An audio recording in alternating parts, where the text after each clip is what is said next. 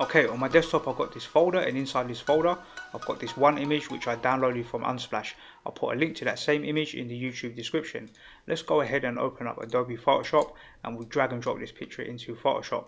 Let's unlock the layer first. So we're going to click unlock, we're going to hold down the control key or the command key on Mac, and we're going to press the letter J. That will allow us to duplicate the layer. So now we've got two copies of the same layer. Let's click on the first layer and go over to the quick selection tool here. Quick selection tool. I'm going to set the brush size very small to around 6. I'm going to set the hardness to around 50, and the spacing I'm going to leave it at 1. Here I'm going to click on this option here. This allows us to add to a selection.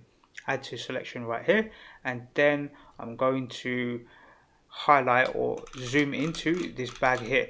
So I want to select this bag first. I'm just going to draw around the edge, close to the edge, but not too much, and then Photoshop's going to do a good selection around the bag.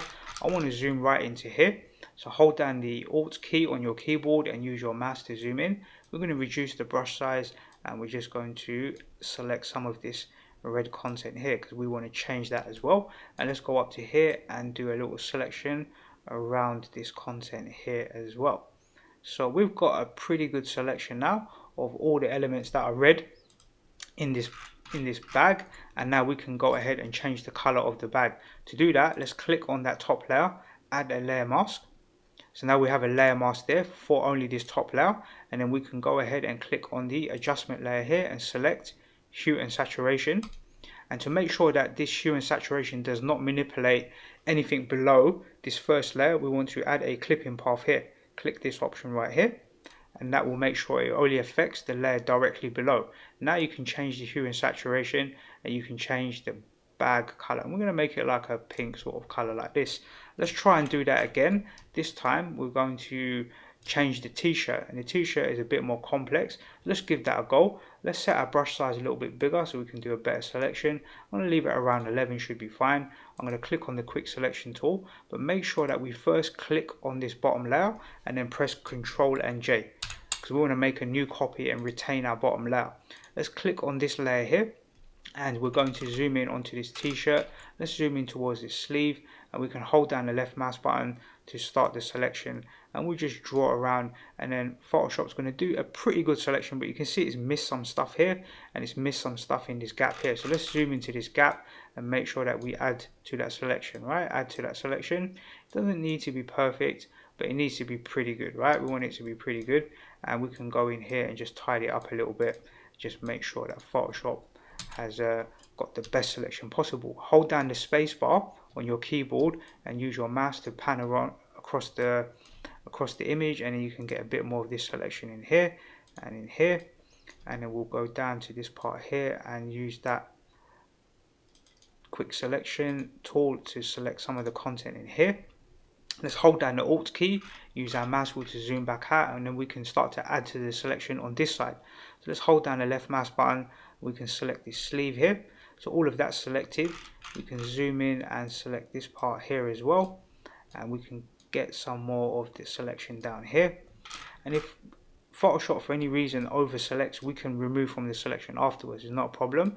Let's grab all of the t-shirt down this side here, and Photoshop's done a good selection around here, but you can see that it's actually selected this part of the arm, so we want to remove the arm from here from the selection. So let's do that in a second. Let's just make sure that we have all of this selection down here, because I think it might have missed a little bit. This looks pretty good. Let's grab this part here as well. This all looks okay, so that's pretty good selection there. So let's go ahead and hold down the space bar. Let's hold down the Alt key and zoom back out so we can see this image a bit better. And now we're going to click on the minus selection tool, this minus one here, and you can see the selection starts from here. So we're just going to left click and drag where this arm is, and Photoshop's going to do a pretty good job of cutting all of that out. We just need to fill this part back in here, so we'll click the plus sign here to add back to our selection.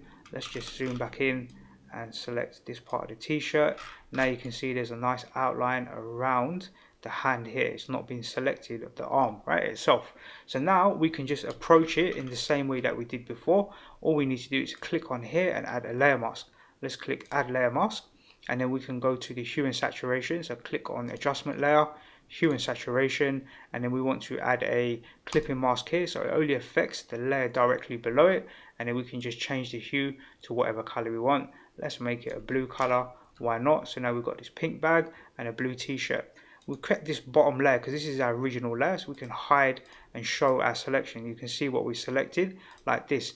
But another way to do this, or a nice thing to do, is click on the bottom layer, hold down the control key or the command key on Mac, press J to duplicate it, and take this layer here and drag it to the very top.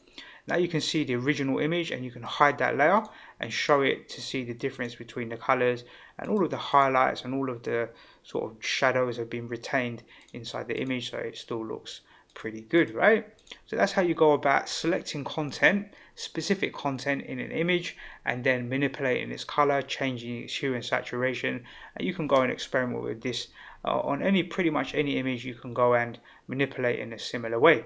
So let's go ahead and minimize this. We'll close down this folder. That's the end of this tutorial. Don't forget, I'll put a link in my YouTube description to my main channel, my main DCP web channel, where you can access over 750 free tutorials on a wide range of subjects. That's the end of this DCP tutorial. I hope you find it useful, and I look forward to seeing you in the next DCP web tutorial.